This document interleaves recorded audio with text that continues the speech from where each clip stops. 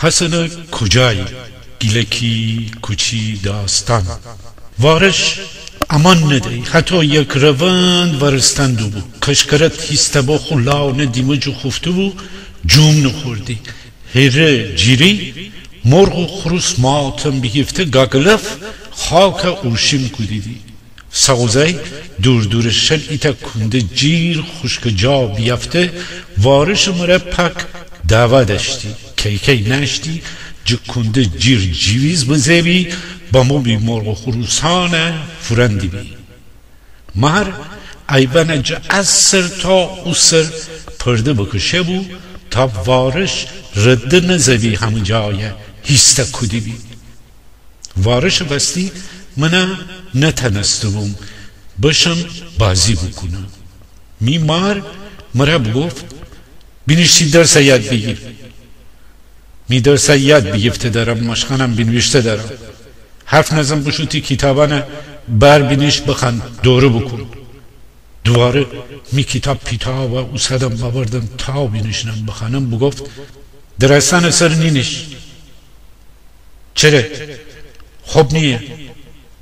چرا خوب نیه تی کار جور نیه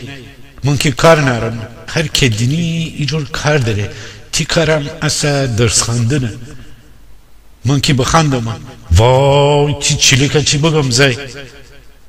در آسان سر بینیشتم میمار ده مرا وا بده بزین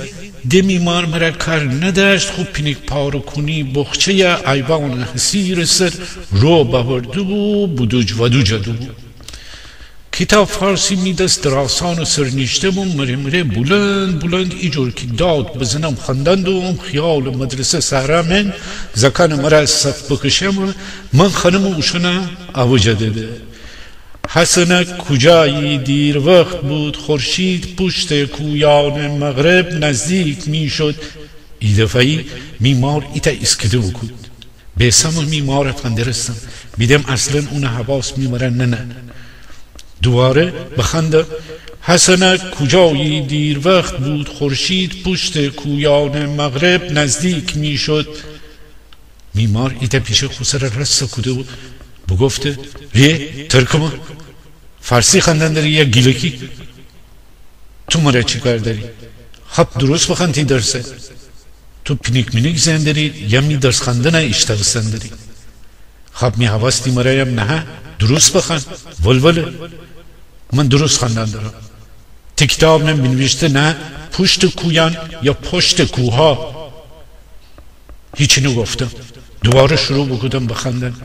حسن کجایی دیر وقت بود خورشید پشت کوههای مغرب نزدیک میشد میمار ایتا ده اسکته بکود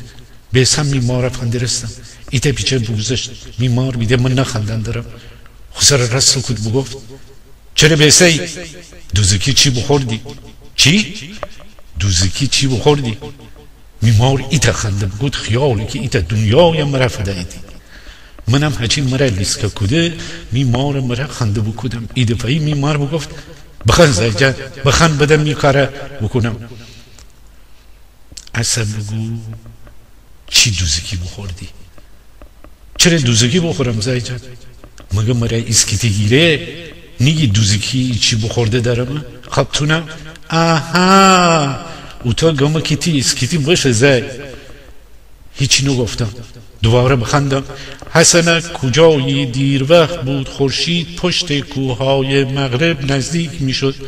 بازم میمار بگه بامو تی حواس چره نه زیجان ده چی سمار ده چی بد بخندم